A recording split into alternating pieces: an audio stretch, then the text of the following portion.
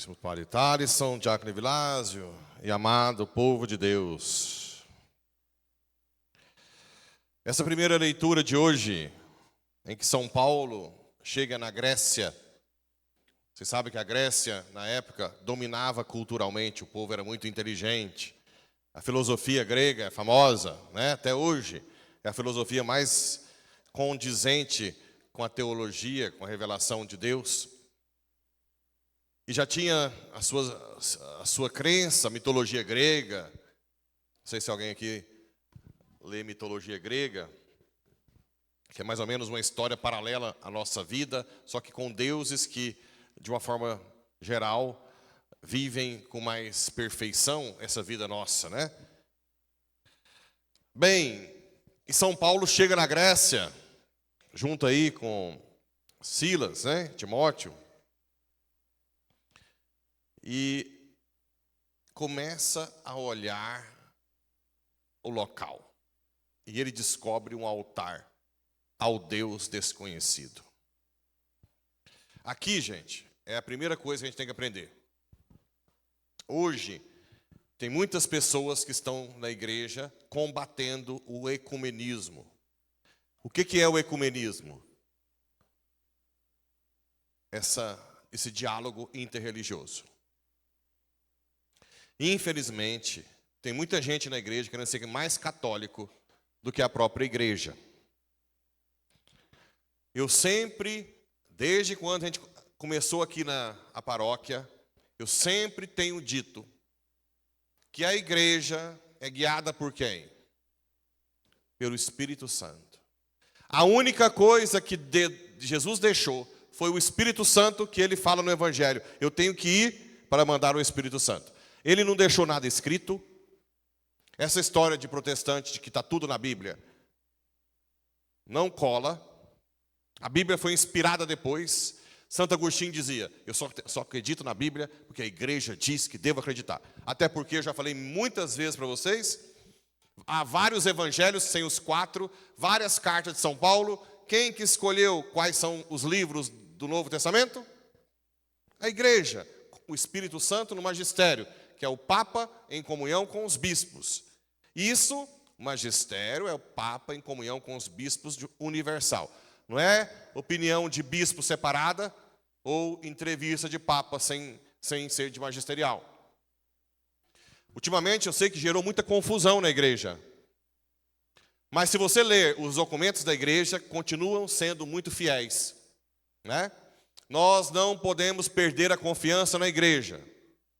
Não podemos. Criticam essa missa, né?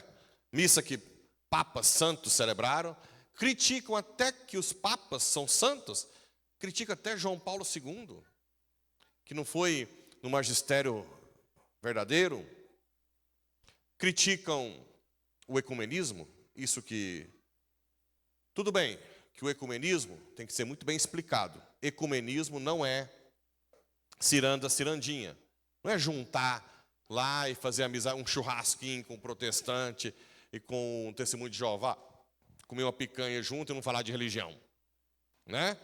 Ecumenismo é um diálogo em busca da verdade plena.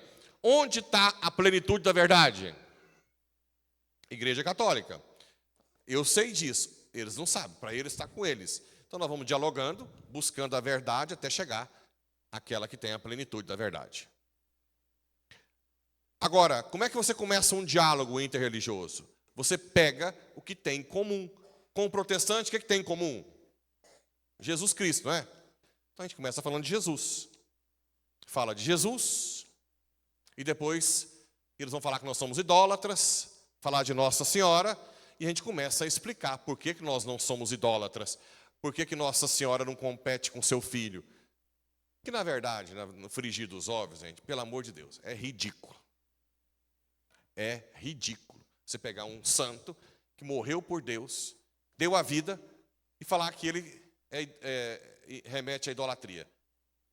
Se você busca um santo, obviamente, você está buscando um exemplo do santo. E é claro que um santo é um troféu de Deus. Um santo é quem deu a vida para Deus. Quanto mais você busca um santo, mais você está honrando, dando glória a Deus. Óbvio. Nem se fala a mãe. Como é que você põe a mãe contra o filho? Na verdade, tudo isso surge da ignorância do católico, de não ler a Bíblia, de não estudar, e deixar que essas ideias malucas entrem e tomem conta, né? Muita gente fica com receio, meu Deus, será que eu sou idólatra? Agora pronto, São Paulo, que pregou o evangelho o tempo inteiro, que ficou preso, que foi morto pelo evangelho, eu tenho a imagem de São Paulo, eu estou sendo idólatra. É para acabar o piqui do Goiás, né? É claro que eu estou com a imagem dele, porque eu respeito as imagens. Uma vez eu fiz uma homilia aqui, só para repetir, vocês lembram aquela... Quais são as passagens? Êxodo 25, 18. Números 21, 7 seguintes, não é isso? Repetir aquela homilia, que foi 48 vezes que eu vou repetir para vocês. Êxodo 25, 18, que manda fazer os querubins. E número 21, 7 seguinte, 7 a 11, 12, serpente de bronze. Se não podia fazer na imagem do céu e da terra, por que mandou fazer então os querubins? Porque os querubins louvam a Deus. A serpente de bronze era remetendo ao poder de Deus. São ícones que remetem a Deus. Bem, tem que ter paciência, mas vamos lá, voltando a São Paulo. Você pega o que tem em comum, trata bem. Eu já vi uns vídeos engraçados, né? Quando chega o testemunho de Jeová, vai todo mundo correndo, assim, desligar as luzes, fica quietinho lá no fundo. Vocês já viram esses vídeos? Parece que está vindo Aí chega o cara de terno lá, e a casa escura. Silêncio, só usa. Falar nisso, não tem mais grilo, já notou? Eu ia falar que só barulho de grilo. Quando eu era menino tinha grilo. Não tinha... Vagalume. Vagalume tinha demais, não tinha? Acabou tudo. Não, mas eu não vejo, um ano inteiro mais. Vocês vê? Vai acabar o mundo mesmo. Fecha parênteses, né? Você que foi lembrar dessa ideia. Porque eu fui falar que eu só estava piscando o grilo e o vagalume, mas depois eu lembrei que não está tendo mais. Ou seja, fica tudo escuro, né? Não, vocês aqui da Paulo VI, que são bem informados, vocês vão ficar todo mundo na porta esperando o testemunho de Jeová. Vai chamar, pôr um cafezinho, sente, né? Vamos falar um pouco de religião. O que foi, né? Testemunho de Jeová, eles não acreditam nem que Jesus é Deus. Usando aquela passagem de que o Pai é maior que eu. Foi de ontem até, não foi? Ou anteontem? Ontem. O Pai é maior que eu. Eles usam, aí você tem que usar as outras passagens, que fala para Filipe, que eu e o Pai somos um, né? Em várias passagens também. Aí vocês começam a dialogar, vocês têm vários argumentos. E aí, tudo bem, tem que ver se o testemunho de Jeová é humilde para aceitar a verdade. Se não for, vai dar briga, e ele vai embora, mas você pelo menos deu o cafezinho, você fez sua parte caritativa, né? De caridade.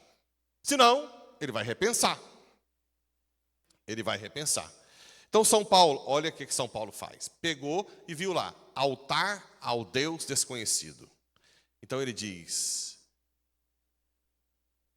com efeito, encontrei também um altar ao Deus desconhecido. Pois bem, esse Deus que vós adorais sem conhecer, é exatamente aquele que vos anuncio. Olha a perspicácia de São Paulo. Ao invés de bater de frente, gente, outra coisa que eu já cansei de falar para vocês. O que é religião? O homem que busca a Deus. Não é isso? A busca de Deus pelo homem é desde os primeiros homens. Tanto é que os evolucionistas não de Darwin, que estudam a evolução, veem que os primeiros seres inteligentes, eles não descobriram, não foi por uso de utensílio, porque tem macaco que quebra o negócio, não tem? Isso não é suficiente. Eles viam a presença de inteligência quando tinham capacidade de fazer cultura. E adivinha qual o sinal mais fidedigno para mostrar a capacidade de fazer cultura?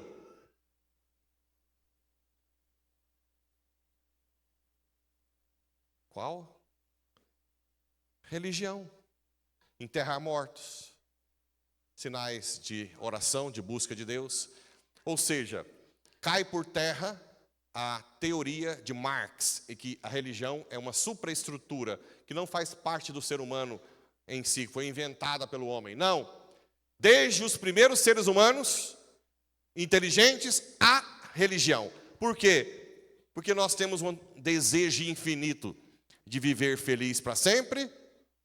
Sim ou não? E eu sou capaz de realizar esse desejo? Isso gera em mim um desejo de uma busca de um ser superior, para que sacie esse desejo. Isso aqui fala de buscar as apalpadelas, não fala? Aqui na carta dos Atos dos Apóstolos, em buscar as apalpadelas. O homem desde sempre busca as apalpadelas Deus. O índio, como é que ele buscava? O que era superior para o índio? Porque o nosso índio não era muito estudar, né? O índio comia um peixinho. Isso. Os fenômenos naturais. Trovão, o sol.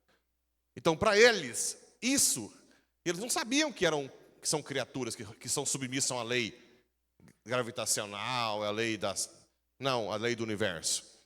Para eles eram algo divino. Então eles se apegavam aos astros. Também os deuses pagãos, tem um deus sol também romano. Panteão, né? Lá ali era um templo ao deus sol. Ok? Ora, uma coisa é o povo buscar Deus. Aí tem gente que fala assim, por que você acredita no catolicismo? Se sempre existiu outras religiões antes, por exemplo, o hinduísmo, o budismo. Sim, sempre existiu a busca de Deus pelo homem. Mas o catolicismo é uma simples busca de Deus? O que é? Deus que responde, não é? Ou não? Deus que vem, não existe outra religião em que Deus venha ao encontro. Por isso que a Igreja Católica faz como São Paulo. Ele não joga fora a religião grega.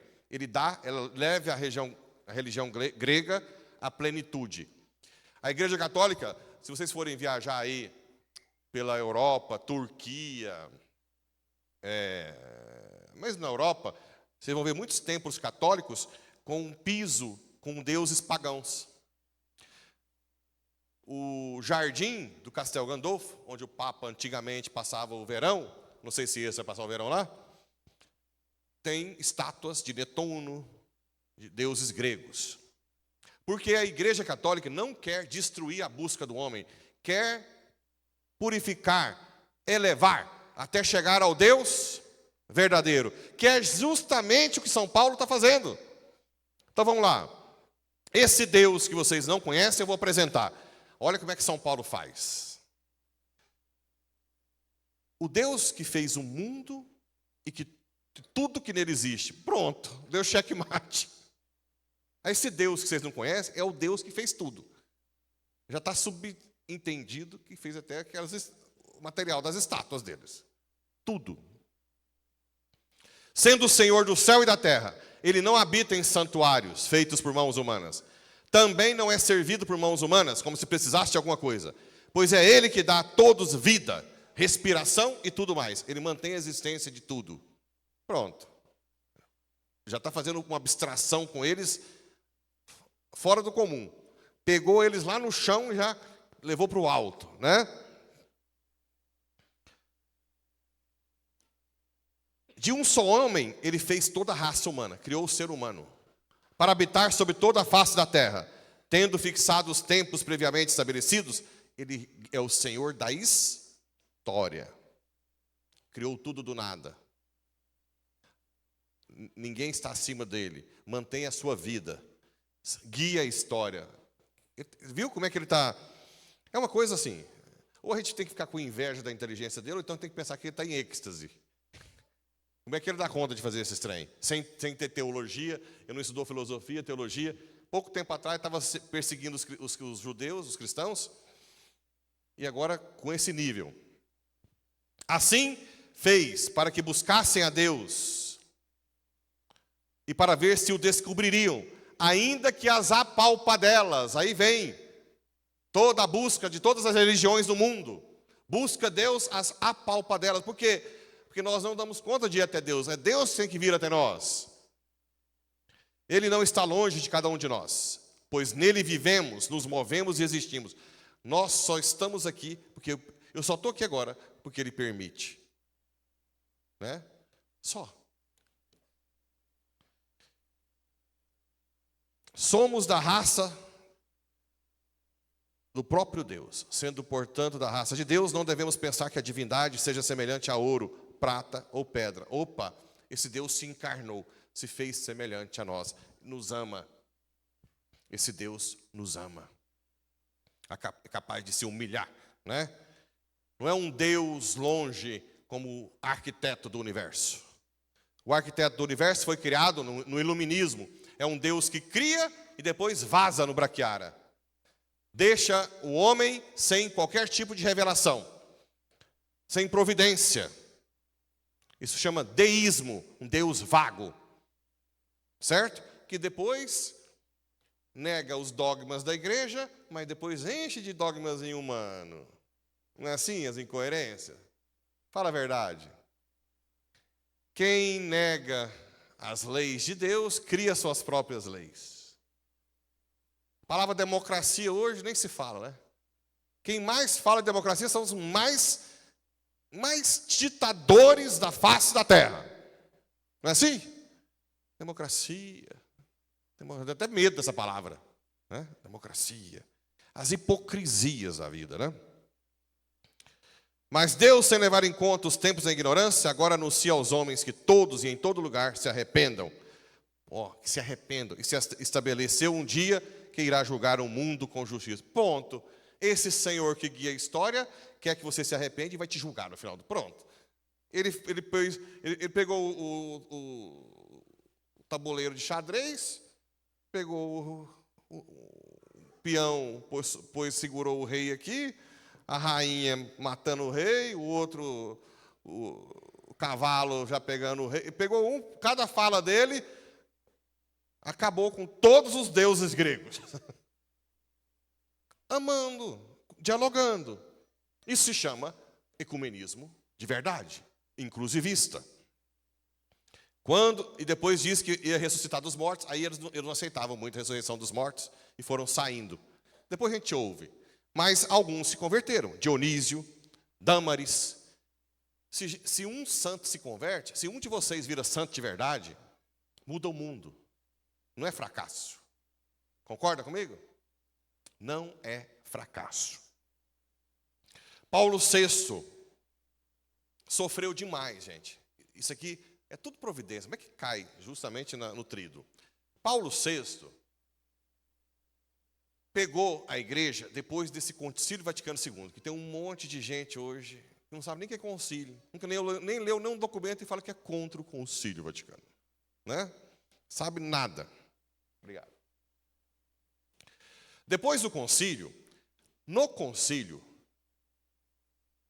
se chegou a uma conclusão muito óbvia, de que as pessoas que estão longe da fé católica, por exemplo, as pessoas que estão no Tibete, que são budistas, as pessoas que são criadas na China, na Mongólia, budista ou confucionista no Japão, pessoas que não têm uma paróquia, ok? Essas pessoas, quando seguem a lei moral natural, ou seja, aquilo que está na alma de negar o que é errado, né, e fazer o que é certo, dentro das suas limitações, mesmo que não conheçam Jesus, inconscientemente estão buscando Jesus. Entende qual que é o negócio? É simples, gente. Não tem nada de outro mundo aí. Para ser pecado mortal, tem que ser o quê?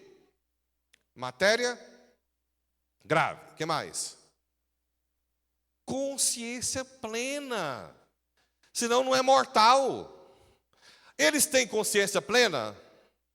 Então não é nada de outro mundo.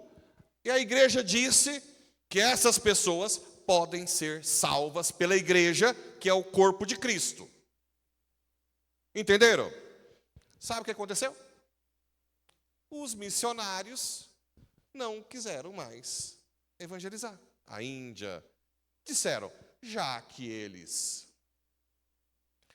podem ser salvos, o que eu vou fazer lá? Deixa esse povo lá.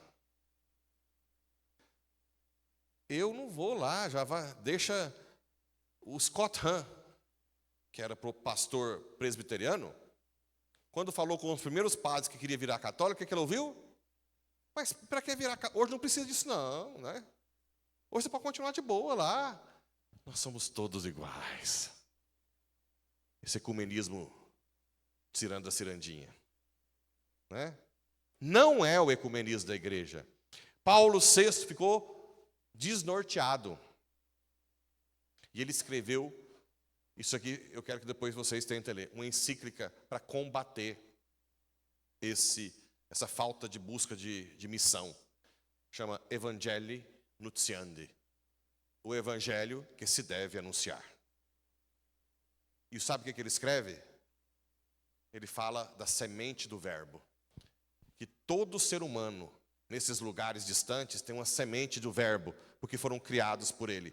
E que toda semente tem o direito de ser nutrida e regada, para crescer. E que se não tiver missionário, ela não vai ser regada e a semente não cresce. Entenderam? Olha que belo. E ele faz é uma encíclica muito famosa. Aliás, Paulo VI só apanhou. Paulo VI hoje, ele é o mais criticado por esse povo que é mais católico que a igreja. É o mais criticado. E eu tenho uma admiração por esse homem. Porque esse homem pegou a barca de Pedro assim, ó. Ok? Ele pegou dando um looping. E todo mundo achando que ia afundar. E ele ficou meio com depressão nos últimos anos da vida. Não vou falar a palavra depressão, mas ele se fechou. Principalmente depois que ele escreveu a encíclica Humanae Vitae. E todo mundo queria que ele liberasse um anticoncepcional, e ele não liberou, atacado até pelos bispos e cardeais da igreja. E ele, depois de sofrer tudo isso, a igreja, um monte de gente... Agora eu pergunto para os que são dessa missa tridentina, que eu acho bela, mas que fala que ela vai salvar o mundo. Por que os padres e freiras da época do concílio, que celebravam missa tridentina, por que abandonaram a igreja por mentiras que saíam do Vaticano II? Houve uma saída absurda por mentiras, porque naquela época não tinha internet. A KGB e tantos outros pagavam mentiras da imprensa para chegar até aqui. E os padres foram largando tudo. Houve uma evasão absurda. Se a missa tridentina é tão forte, por que eles saíram dela? Eu fico questionamento. Existem coisas que eu acho que pode ser melhorado na missa? Pode, mas quando a igreja mandar, eu faço. Quando ela não mandar, eu não faço, porque eu sou um reborréia. Não é não? Que nasceu ontem, vai morrer amanhã.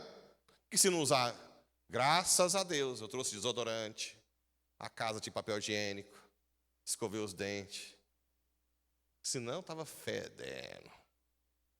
Mistura de tudo, das três coisas. Bafo. Não vou falar do resto não, que fica meio...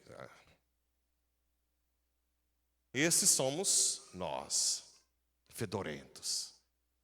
E daqui a pouco os vermes vão comer. Mas aí você acha que a igreja não é tão santa como você. Venhamos e convenhamos. Venhamos e convenhamos. Né? Essa igreja é maravilhosa, porque aqui está no Evangelho o motivo. Naquele tempo disse: tenho ainda muitas coisas a dizer-vos, mas não sois capazes de as compreender. Quando, porém, vier o Espírito da verdade, ele vos conduzirá à plena verdade. O Espírito Santo, deixado na igreja, os apóstolos Paulo e Pedro não tinham nenhum um evangelho escrito, impresso. Era o Espírito que tinha firmeza na tradição oral, né? Quando, porém, vier o Espírito, pois ele não falará por si mesmo, mas dirá tudo o que tiver ouvido, e até as coisas futuras vos anunciará. O dom da profecia, né? Coitada da carismática, também apanha desse povo que é mais santo que a igreja. Fala que vocês são tudo do anticristo. Uma vez eu vi um documentário falando que o padre Jonas foi um missionário do capeta, porque acabou com a liturgia. É um absurdo. Os dons da profecia estão aqui, ó. Pois ele não falará por si mesmo, mas dirá tudo o que tiver ouvido, e até as coisas futuras vos anunciará. Ele me glorificará, porque receberá do que é meu, e vô-lo anunciará. Por isso disse que o que ele receberá e vos anunciará é meu. A igreja é guiada pelo Espírito. Obrigado, Paulo VI, por ter sofrido e ter continuado na barca de Pedro, né? Eu lembro da última vez que eu estive no túmulo dele. Eu cheguei e ficava até dormente, né? O tanto que eu admiro esse homem, o tanto que ele sofreu. Imagina, gente, um padre do interior, até é entendível, mas um papa que era criticado até hoje. Quando você vê gente que é muito perseguida, é porque é muito santo, né? Então, é uma honra para quem está me vendo e acha que quando alguém já disse assim, que bom que você saiu dessa paróquia que chama Paulo VI, né? E eu digo, eu tenho a honra de ter sido um dia dessa paróquia desse homem, né? E quero ter a fortaleza que ele teve, para, né, quando essa igreja continuar com essa tremura, ter capacidade de segurar o leme, né? E como um bom náufrago, ser o último. Sabe que no Titanic tinha dois padres. E na época, eles tinham direito de pegar a canoinha. Nenhum dos dois quiseram. Todos vão primeiro. E morreram rezando no Titanic. Deixaram o lugar para as mulheres, para as mães, né? Esses são os padres de verdade. Que São Paulo VI interceda, para que nós sejamos santos como ele um dia. Assim seja.